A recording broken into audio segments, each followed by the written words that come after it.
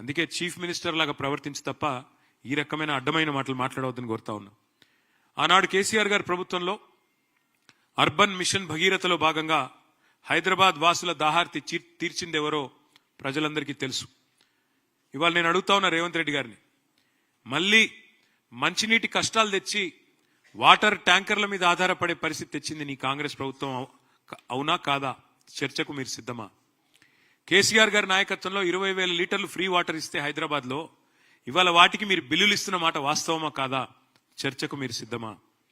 హైదరాబాద్ లో ఈ శానిటేషన్ సమస్య అంటే చెత్త సమస్య పరిష్కారానికి కేసీఆర్ గారి నాయకత్వంలో స్వయంగా కేసీఆర్ గారు కూడా ఒక ఏరియా ఎంచుకొని ఆ ఏరియాకి తాను కూడా ముఖ్యమంత్రిగా బాధ్యత వహించి, అట్లాగే ప్రతి ఐఏఎస్ అధికారిని ఐపీఎస్ అధికారిని కూడా హైదరాబాద్ 400 భాగాలుగా విభజించి ఒక్కొక్క యూనిట్ కి ఒక్కొక్క ఐఏఎస్ ఐపీఎస్ అధికారిని నియమించి మంత్రిని, ఎమ్మెల్యేని, ఎంపీని, ఎమ్మెల్సీని అందరినీ బాధ్యులు చేసి తాను కూడా బాధ్యత తీసుకొని స్వచ్ఛ హైదరాబాద్ అనే కార్యక్రమానికి శ్రీకారం చుట్టి ఆనాడు వేల సంఖ్యలో స్వచ్ఛ ఆటోలు ప్రవేశపెట్టిన విషయం నీకు తెలియదా? నీ ప్రభుత్వం వచ్చినాక ఈ 2 ఏళ్లలో ఒక్కటంటే ఒకటి కొత్త ఆటో కనీసం ప్రవేశపెట్టినవా? చెప్పగలుగుతావా?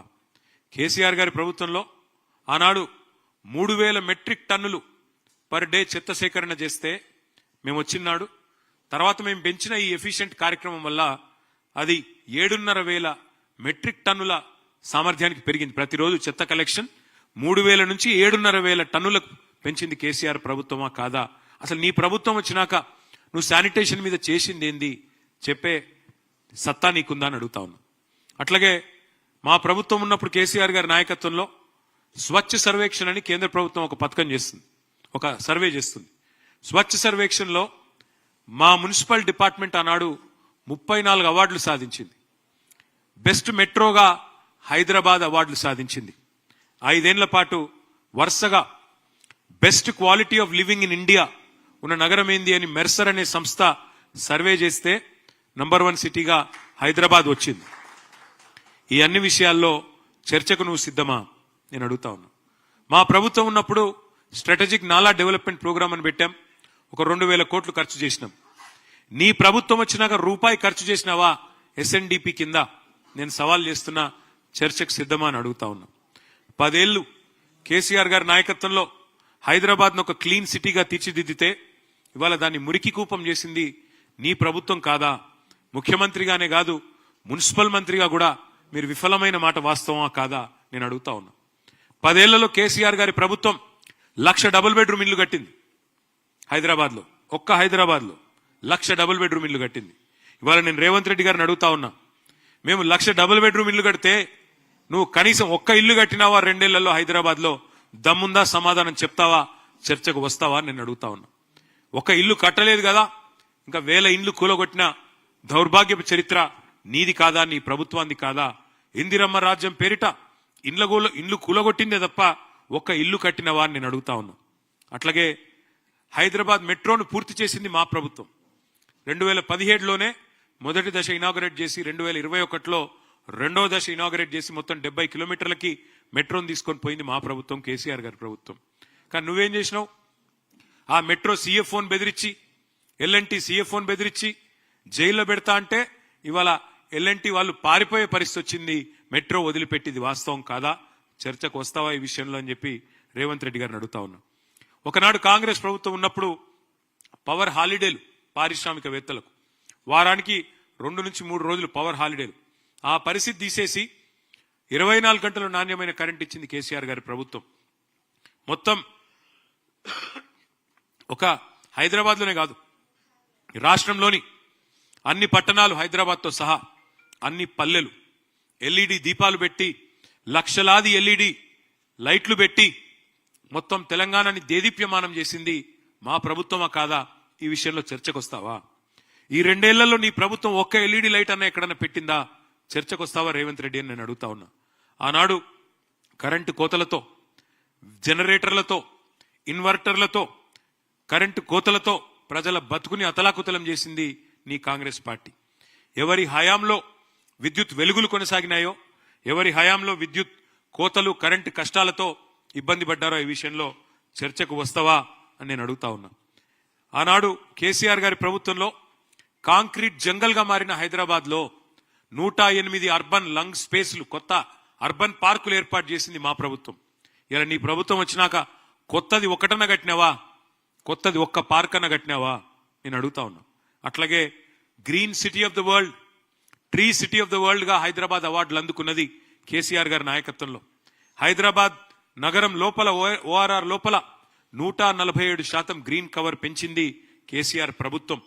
ప్రతి మున్సిపాలిటీలో ఒకటి కాదు పలు నర్సరీలు పెట్టి, ప్రతి గ్రామంలో నర్సరీలు పెట్టి భారతదేశంలోనే అత్యధికంగా 16,000 నర్సరీలు ఉన్న రాష్ట్రం తెలంగాణ. కేసీఆర్ గారి నాయకత్వంలో నీ ప్రభుత్వం వచ్చినాక ఒక్క నర్సరీ పెట్టినావా, కొత్తగా చర్చకొస్తావా నేను అడుగుతా ఉన్నా. అట్లాగే అసలు కొత్త చెట్లు పెట్టడం కాదు, ఉన్న చెట్లను నరికేసి 10,000 కోట్లకు కకృతిబడి హైదరాబాద్ సెంట్రల్ యూనివర్సిటీలో అక్కడ ఉండే జీవ వైవిధ్యాన్ని విధ్వంసం చేసిన దుర్మార్గుడివి నువ్వు కాదా?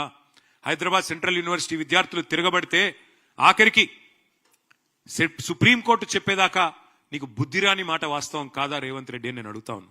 ఐటీ ఎక్స్పోర్ట్లు మేము వచ్చినాడు 2014లో 57,000 కోట్లు, మేము దిగిపోయిన నాడు 2,41,000 కోట్లు. 3 లక్షలు ఉన్న ఉద్యోగాలను, ఐటీ ఉద్యోగాలని 9.5 లక్షలకు పెంచింది కేసీఆర్ గారి ప్రభుత్వం. 24,000 కొత్త కంపెనీలు తెచ్చాం, 24 లక్షల ఉద్యోగ అవకాశాలు సృష్టించాం.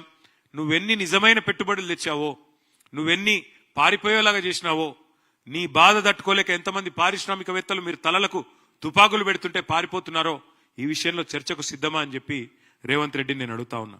కేసీఆర్ గారి నాయకత్వంలో ఇవాళ నువ్వు రోజు లేస్తే కూర్చుంటున్న కమాండ్ కంట్రోల్ సెంటర్ కట్టి 10 లక్షల సీసీ కెమెరాలు పెట్టి హైదరాబాద్ లో one of the most safest cities గా తీర్చిదిద్దింది కేసీఆర్ గారి నాయకత్వం మా ప్రభుత్వంలో.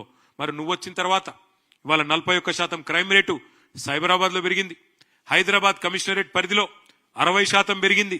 నువ్వు వచ్చిన తర్వాత ఇవాళ డే లైట్ మర్డర్లు, డే లైట్ రాబరీలు, పారిశ్రామికవేత్తల తలకు తుపాకులు, ఇది అయిన మాట వాస్తవం కాదా? నీ ప్రభుత్వం ఎంత అధ్వానంగా ఉన్నదో, గన్ కల్చర్ ఇవాళ ఎంత పెరిగిందో నువ్వు వచ్చినాక ఈ విషయంలో చర్చకొస్తావా?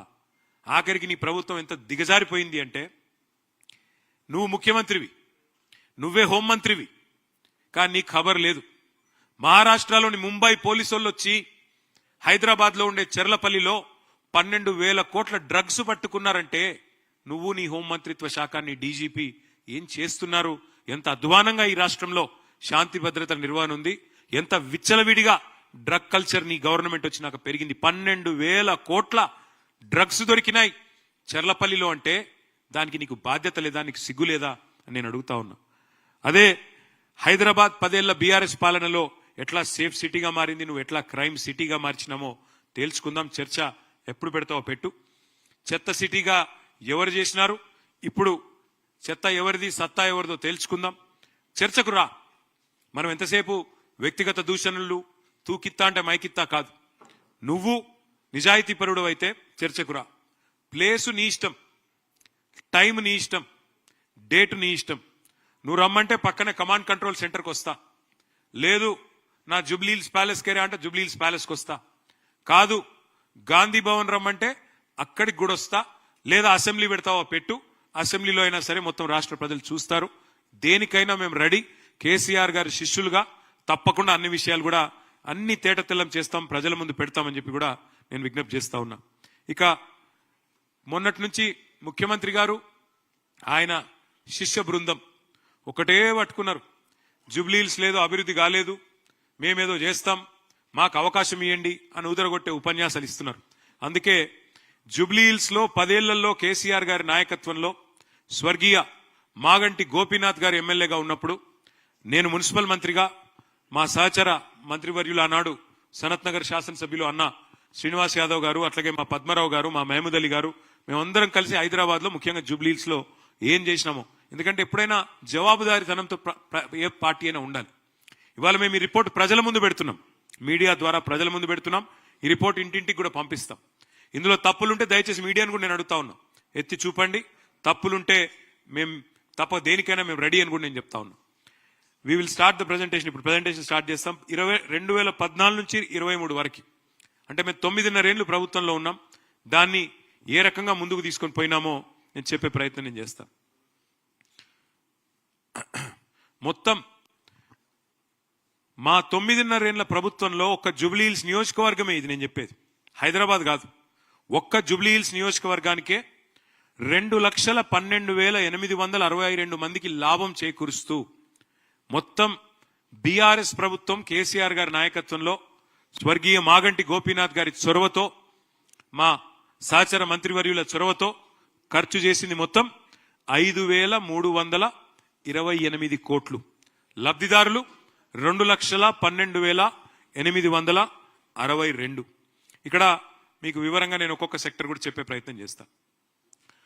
అన్నిటికన్నా ముఖ్యమైనది హైదరాబాద్ లాంటి మహానగరంలో ప్రజా రవాణా, అది పబ్లిక్ ట్రాన్స్పోర్ట్ కావచ్చు, అట్లాగే రోడ్స్ కావచ్చు, అట్లాగే ఫ్లైఓవర్లు కావచ్చు, మెయింటెనెన్స్ కావచ్చు, వాటికి సంబంధించి ఒక్క మెట్రో హైదరాబాద్ మహానగరంలో ఏదైతే కేసీఆర్ గారి నాయకత్వంలో మనం నిర్మాణం చేసుకున్నామో జూబ్లీహిల్స్ నియోజకవర్గ పరిధిలో మొత్తం మీరు చూసినట్టయితే అమీర్పేట నుంచి యూసుఫ్ గూడ దాకా మొత్తం చూస్తే మెట్రో రైల్ జూబ్లీహిల్స్ లో 8.4 కిలోమీటర్స్, అందులో అమీర్పేట నుంచి యూసుఫ్ గూడ 2.8 కిలోమీటర్స్, పంజాగుట్ట నుంచి భరత్ నగర్ దాకా 5.6 కిలోమీటర్స్.